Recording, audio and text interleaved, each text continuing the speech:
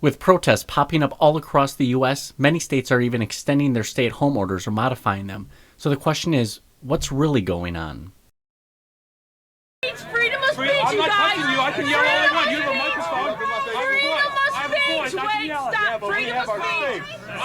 Counter-protesters are allowed to be counter-protesters. Stop. It's a shame what's going on. I'd rather be out working right now than staying down here on the Capitol, even though I don't mind being here, but it's just, I'd rather be working. It's important to note that the media is only going to show you the far end of each spectrum. In the right corner, coming in at 150 pounds, Karen wants a haircut and demands every business open and back to normal, Johnson. And in the left corner, coming in at 110 pounds, Jessica says, stay the fuck inside for 2 years or the boogeyman virus is going to get you and your entire family, Morales.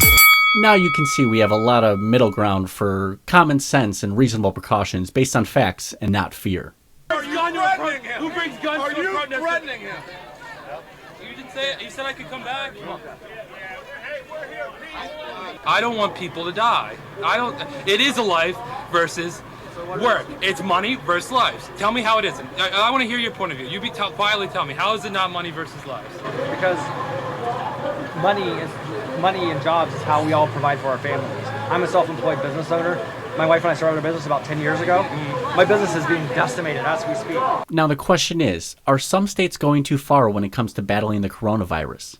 1,000 people packed Blue Mound Road in Brookfield today to protest Governor Tony Evers' extension of Wisconsin's safer-at-home order. The horns were blaring, the lines as long as the eye can see, and crowds of protesters making their voices heard despite the pandemic as Governor Evers extends the stay-at-home order. There's already a few counties in California that are filling their public skate parks with sand to discourage anyone who thinks about enjoying the outdoors. And in places like New York, you have cops who are harassing roommates and couples for not practicing social distancing while out and about, while at the same time the cops are not practicing social distancing either. And in places like New Jersey, you have people being arrested or fined for using trails or state parks. Now, it's important to point out that there are a lot of activities that can be done while practicing social distancing and taking general safety precautions, like wearing a mask and staying 6 feet apart. But now we see neighbors turning on neighbors and friends against friends, all for going outside, maybe visiting a friend's house or enjoying the outdoors.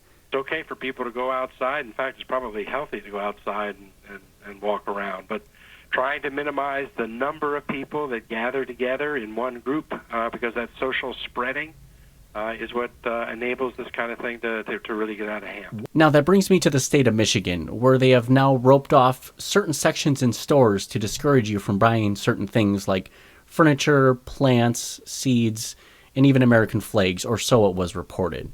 Now, the deal is with this is that you can still buy these items online and they're available to purchase, but you cannot get them in store. And don't forget that travel is completely banned unless it's for food or medicine or work, and you could be faced with a fine of $1,000 or jail time, all for not having a good reason for being outside. I know that people are angry, and that's okay. And if you want to take it out and send it my way, makes you feel better, that's fine. We know that this rally endangered people.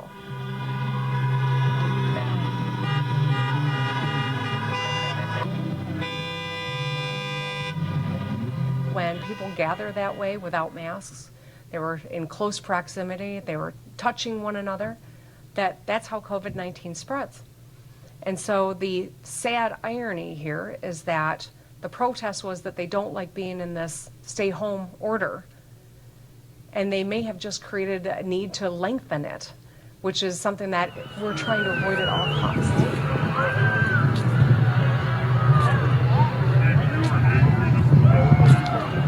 At least Michigan was smart enough to keep their state lottery up and running. My point being, with over 16 million people unemployed, we have to have something to do, something between stay inside for 2 years and open everything up for business as it was. And don't forget to like, comment, subscribe, and share this content if you enjoyed it.